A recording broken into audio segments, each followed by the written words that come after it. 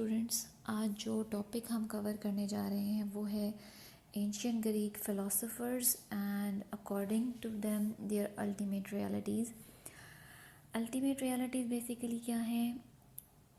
जैसे हमारे लिए अल्टीमेट रियलिटी है गॉड, अल्लाह ताला, ठीक है।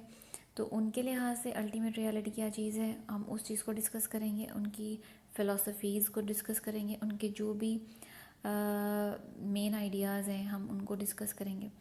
ठीक हो गया। तो सबसे पहले हम आ जाते हैं, ये आपको एक टेबल दिया गया है, ये एक पूरी ग्रीक फ़िलासफ़ी का निचोड़ कह लें। इस टेबल को आप समझें जैसे अगर आपने ये टेबल कर लिया तो इसका मतलब ये है कि आपने एक पूरी बुक रीड आउट कर ली है। Okay fine. तो ये टेबल इस तरह से मैंने आप लोगों के लिए बनाया है। सबसे पहले आ जाता है, ये सबसे ऊपर लिखा हुआ है ancient Greek philosophers from the beginning until the time of Alexander the Great. Fine. इस टेबल में फ़िलोसोफर्स के नेम्स मेंशन्ड हैं, उनकी डेट्स ऑफ बर्थ एंड और स्कूल्स कौन से हैं उनके, और इनके मेन आइडियाज़ क्या हैं, इसको हम डिस्कस करेंगे। सबसे पहले फ़िलोसोफर्स को शुरू करने से पहले मैं आपको बता दूं, एक स्टार्ट हो जाता है कॉस्मोलॉजिकल पीरियड। कॉस्मोलॉजिकल पीरियड वो पीरियड है जिससे पहले सिर्फ़ और सिर्फ मिथ्स पे बिलीव किया जाता था। जैसे कि होता है खुदा, उनके लिए कौन, उन्होंने अपने खुद के खुदा बनाए हुए थे। ठीक हो गया। कोई आग की पूजा करता था, कोई सूरज की पूजा करता था, कोई चांद की पूजा करता था। अभी भी इस तरह के लोग मौजूद हैं, लेकिन इस फेज़ से पहले सब लोग मिथ्स पे बिलीव करते होते थे। फाइन। अब ये कॉस्मोलॉजिकल पीरियड को इसलिए कॉस्मोलॉजिकल पीरियड कहा जाता है क्योंकि इसमें सबसे पहले इन्वेस्टिगेट किया गया था नेचर को और कोस्मोस को। कोस्मोस क्या होती है? यूनिवर्स होती है। इसमें सबसे पहले विदाउट एनी मिथ्स एक्सप्लेन किया गया था नेचुरल फिनोमेना को, मतलब साइंटिफिकली हर चीज़ को देखकर एक्सप्लेन करने की कोशिश की गई थी without bringing gods into them. Okay, अच्छा, ये तो हो गया कॉस्मोलॉजिकल पीरियड। फिर हम आ जाते हैं थैलीज ऑफ मिलेटस। ठीक है, ये फ़िलासफ़र का नाम है थैलीज, और ये मिलेजियन स्कूल से बिलोंग करता था। ठीक हो गया। सबसे पहले ये फर्स्ट, इसको कह सकते हैं आप father of philosophy. Ancient Greek philosophers में इसको फादर ऑफ फिलोसफी कहा जाता है, जस्ट बिकॉज इसने without the aid of myths इसने कुछ एक्सप्लेन करने की कोशिश की थी साइंटिफिकली। फाइन। अच्छा, अब वो क्या है कि इसके बारे में ये क्या है कि बहुत अच्छा एस्ट्रोनॉमर था। इसने जो है एक्लिप्स जो है वो प्रेडिक्ट किया था खुद। ऐसा नहीं है कि ख़ुद से, जैसे इंट्यूशन होता है, इंट्यूशन से इसको एक्सप्लेन नहीं किया था, विद साइंटिफिकली प्रूवन इसको इस तरह से प्रेडिक्ट किया था और वो सच साबित हुआ था। अच्छा, अब अल्टीमेट रियलिटीज़ भी हम साथ साथ डिस्कस करते रहेंगे कि इनके अकॉर्डिंग क्या थी अल्टीमेट रियलिटीज़। अब थैलिस के अकॉर्डिंग अल्टीमेट रियलिटी है वाटर। वो कहता है कि हर चीज़ पानी से बनी हुई है और हर चीज़ पानी हो जाएगी। ठीक है, उसके लिए earth is a disk floating on the vast sea. ऐसा ही है ना, जैसे हमारी दुनिया गोल है। फाइन। और पानी ज़्यादा है और खुश्की कम है। ठीक हो गया। लैंड एरिया कम है और ये जो समंदर है, पानी है, वो बहुत ज़्यादा है। इस लिहाज से इस चीज़ को उसने बेस बना के उसने ये सोचा कि जो है अर्थ जो है वो पानी के ऊपर तैर रही है। ठीक हो गया। अच्छा, नेक्स्ट है एनेक्सिमेंडर। एनेक्सिमेंडर एक फ़िलासफ़र है, ये भी मलेशियन स्कूल से बिलोंग करता है। For him things come and go from appear on a state of boundless. अच्छा, इसमें क्या है कि वो अकॉर्डिंग टू एनेक्सिमेंडर हर चीज़ मैटर से बनी हुई है। अब वो मैटर उसने कोई स्पेसिफिकली बयान नहीं किया कि ये मैटर है।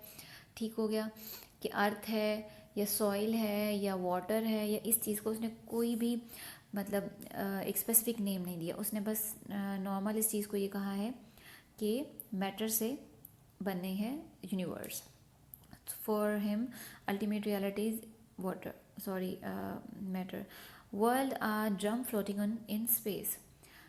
जिस तरह थैलीज के लिए जो है अर्थ एक डिस्क है जो कि पानी पे चल रही है, इसी तरह एनेक्सिमेंडर के लिए ये क्या है कि स्पेस पे चल रही है। ठीक हो गया।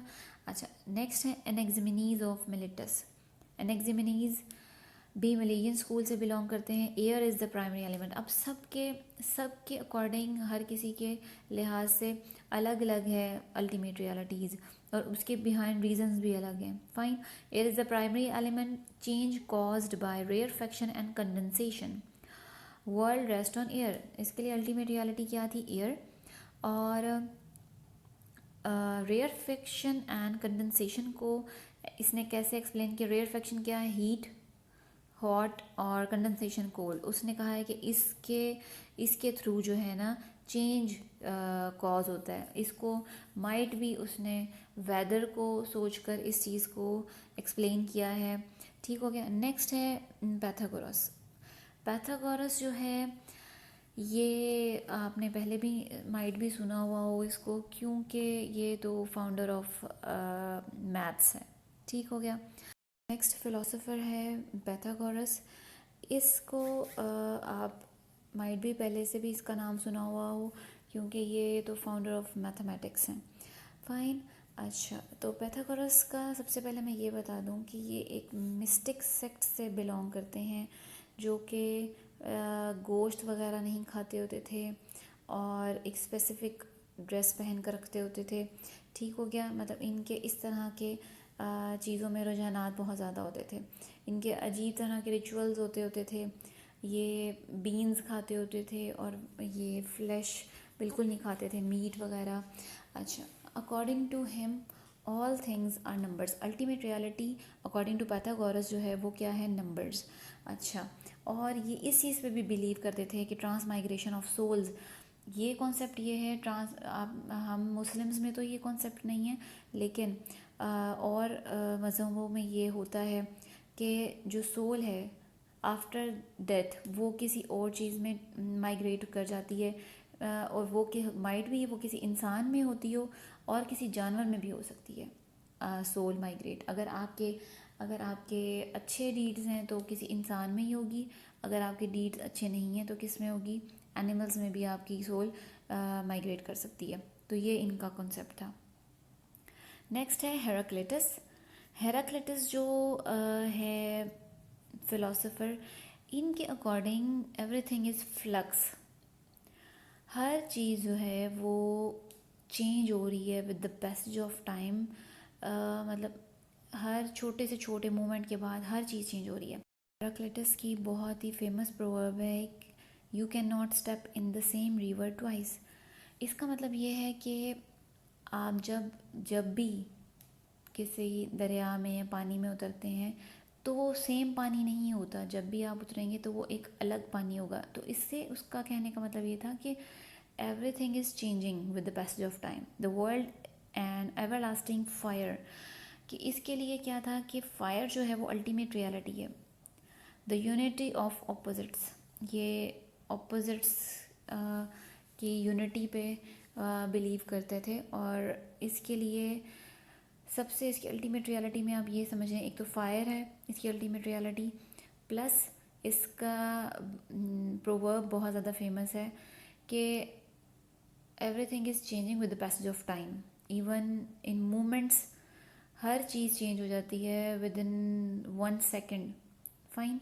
अच्छा, नेक्स्ट फिलोसोफर जो है वो है पार्मेनिडेस। पार्मेनिडेस की एक बहुत ही जो फिलॉसफी है वो फेमस जो है वो बीइंग एंड नॉट बीइंग वाली, जिसमें वो कहता है कि being is true and not being is not true. अच्छा, अब उसके लिए क्या है कि जो ट्रू बीइंग है, जो बीइंग है, जो रियल बीइंग है, is a static unchanging eternal. अच्छा, इसका और इसके लिए क्या है? Reason tell us about motion. हर चीज़ जो है वो चेंज हो रही है। हमें जो हमारी अकल है वो ये बताती है कि एवरीथिंग इज़ इन मोशन। और change and the world of senses are illusion. Okay, उसके अकॉर्डिंगली जैसे हम पहले एम्पिरिसिज्म रैशनलिज्म के उसमें हम ये पढ़ चुके हैं कि रैशनलिस्ट बिलीव नहीं करते थे सेंसेस पर। इसी तरह पार्मेनिडेज़ जो है वो ये कहता है कि सेंसेस जो हैं वो हमें डिसीव कर सकती हैं, वो इल्यूजन्स दिखाती हैं हमें बस। फाइन। अच्छा, नेक्स्ट है ज़ीनो।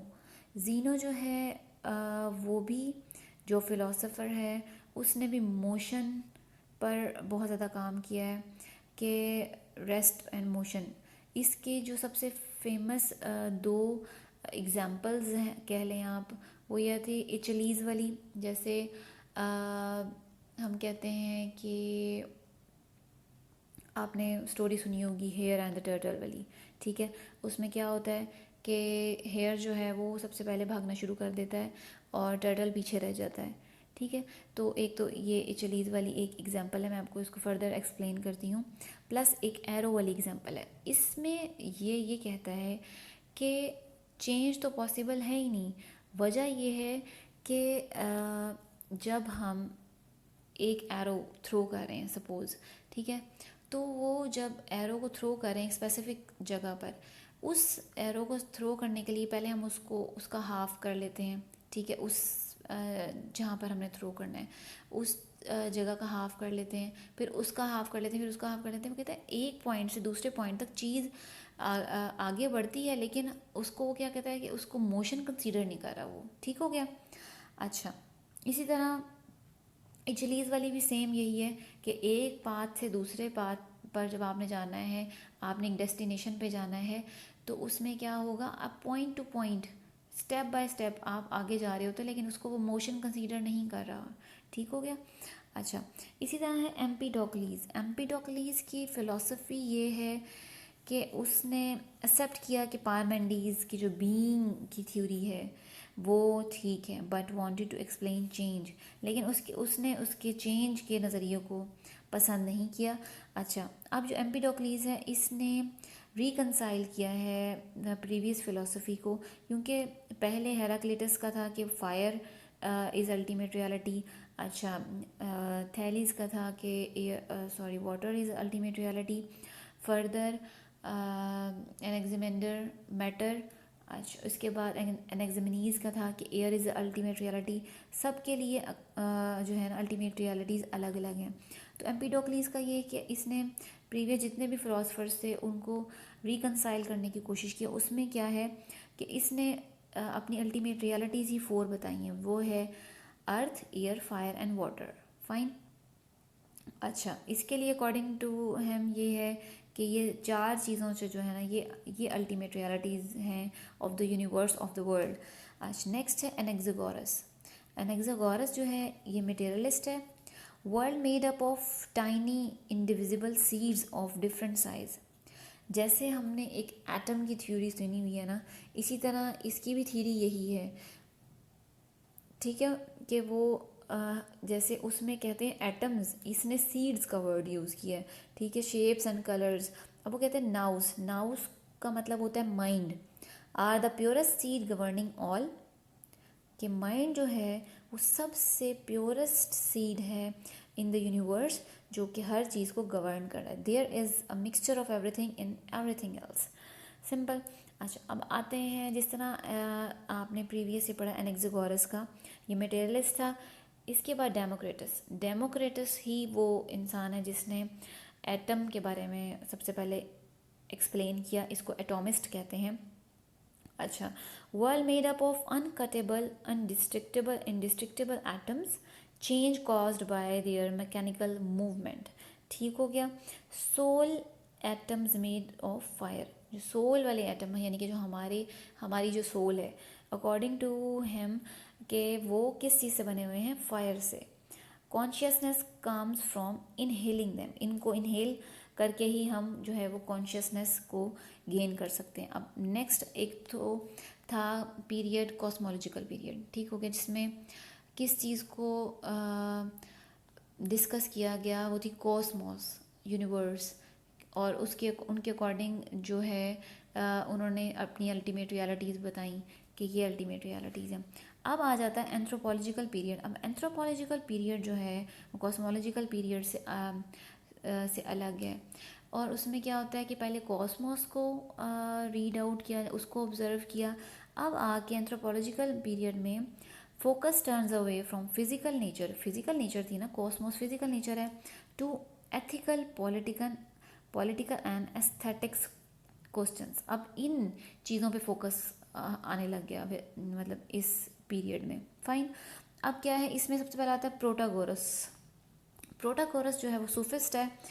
इसकी बहुत अच्छी कह लें आप सेइंग है, man is measure of all things.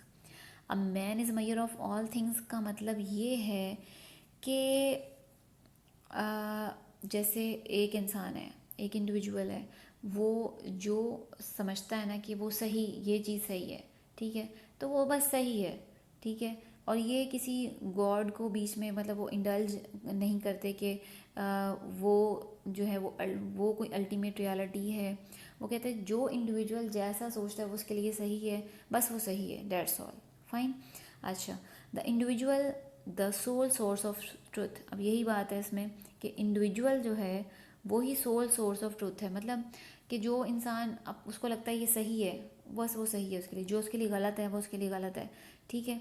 बस वो इसी के थ्रू जो कहता है कि लाइफ स्पेंड करनी चाहिए, वो कहता है कि ह्यूमन नॉलेज जो है वो सफिशेंट है इस चीज़ को वो करने के लिए। फाइन।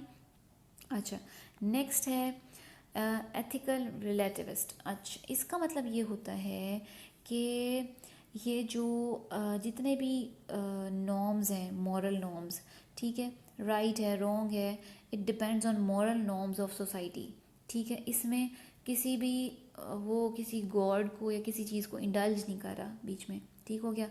वो कहता है कि ये सब चीज़ें किस पे डिपेंड करती हैं कि सोसाइटी के मॉरल नॉर्म्स के। और moral norms you know very well के पर्सन टू पर्सन भी वेरी करते हैं और सोसाइटी टू सोसाइटी भी वेरी करते हैं। एग्नोस्टिक जो है वो कहते हैं कि गॉड जो है वो अननोन है, इसलिए उसकी फ़िलॉसफी इस तरह की है कि वो कहता है कि man is mayor of all thing, बस दैट्स ऑल। अच्छा, प्रोटागोरस का ये है कि ये जो अमीर लोग होते थे उनसे पैसे लेता था उनको आर्ग्यू करना सिखाने के लिए। जैसे फ़िलासफ़र्स आपस में डिस्कस करते हैं, आर्ग्यूमेंट्स करते हैं, तो वो क्या करता था कि उस चीज़ के लिए पैसे लेता था। अच्छा, नेक्स्ट है सोक्रेटिस। सोक्रेटिस का नाम माइट भी आपने पहले सुना हुआ हो। तो इसकी जो है truth gain through reason and dialogue.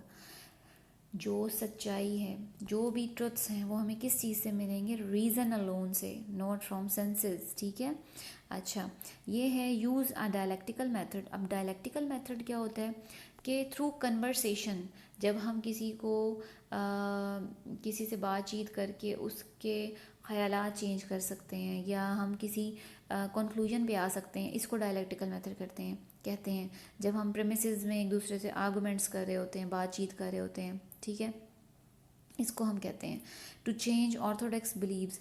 अच्छा, उसने क्या किया था मैं आपको बताती हूँ कि लोगों के ख़यालात चेंज करने के लिए वो ऐसे करता था, इस मेथड को यूज़ करता था, डायलेक्टिकल मेथड जिसको कहते हैं, कि थ्रू कन्वर्सेशन वो एक दूसरे मतलब किसी भी दूसरे को अपनी बात कन्वे कर देता था और उसको उनको इस बात पे ले आता था कि वो उसकी बात मान लेते थे। फाइन। अच्छा, नेक्स्ट ये है an unexamined life is not worth living. ये एक बहुत खूबसूरत प्रोवर्ब है कि अनएग्जामिन लाइफ, आपको पता ही नहीं है कि आप किस तरह की लाइफ गुजार रहे हो, आपको समझ ही नहीं है कि आपका बेसिक एम क्या है इस दुनिया में आने का। तो क्या क्या रहा है कि उसको करने का, उसको जीने का कोई फ़ायदा नहीं है। अच्छा, बी अ गैड फ्लाई।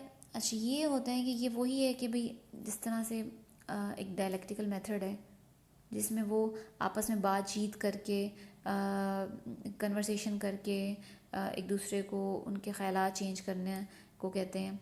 अच्छा जी, question traditional views of the gods. इस पर बहुत लगा था, चार्ज हो गया था सोक्रेटिस पे, इस वजह से कि वो इस तरह के क्वेश्चंस पूछता होता था, तो लोगों ने उसको कहना शुरू कर दिया कि इसने कोई अपना नया गॉड बना लिया जो उस वक्त के गॉड्स थे उसको नहीं मानता ये। तो इस वजह से उस पर चार्ज लग गए थे 3, कि ये भी था कि वो यूथ को जो है ना वो गलत राह पर लेकर जा रहा है, फिर वो अपने कोई नए खुदा इंट्रोड्यूस करवा रहा है, उस पर जब ये चार्ज लगे तो फिर उसको एक तरह से जिस तरह के वो कहते हैं अदालत में लेकर जाया गया, जिसमें जो है ना उस पर वो प्रूफ तो कुछ नहीं हुआ, अलबत्ता उस पर जो भी था उसको फिर जहर का उन टाइम्स में ऐसा होता था कि एज अ पनिशमेंट जहर का प्याला पिला दिया जाता था, तो उसको जहर का प्याला दे दिया गया। ओके, इसके बाद आ जाता है प्लेटो। प्लेटो का जो है ये स्टूडेंट था सोक्रेटिस का, और क्योंकि इसने ख़ुद अपनी आईज से देखा था कि ये कैसे सोक्रेटिस को जहर का प्याला दिया गया, और डैट्स वाई वो अगेंस्ट था इन सब चीज़ों के, कि जो पॉलिटिकल व्यू वो होते हैं कि उनको पसंद नहीं करता था। वो ये चाहता था कि justice as harmony of whole, के जो है जस्टिस होनी चाहिए हर लिहाज से। सेकेंडली वो ये कहता था कि फ़िलासफ़र्स जो हैं वो उसको किंग होना चाहिए ऑफ द स्टेट। इसने एक थ्योरी ऑफ स्टेट दी थी जिसमें वो ये कहता था कि जो फ़िलासफ़र्स हैं वो स्टेट के किंग्स होने चाहिए। फ़ाइन। अच्छा, उसके बाद आता है अरिस्टोटल। अरिस्टोटल जो है वो भी आपने एम्पिरिकल, आपको समझ आ गया होगा देन प्लेटो, जैसे एम्पिरिसिज्म से ठीक हो गया। इन्वेंटेड लॉजिकल साइलोजिज्म, ये कुछ मैथमेटिकल टर्म्स हैं जो इसने इन्वेंट की थी। अच्छा जी, इसके बाद जो है विर्चू इन एथिक्स, और उसकी सेइंग सबसे जो फेमस है वो यही है, man is a political animal. Hope so आपको कुछ समझ आया होगा, और इस टेबल से आपको बहुत कुछ सीखने को मिला होगा।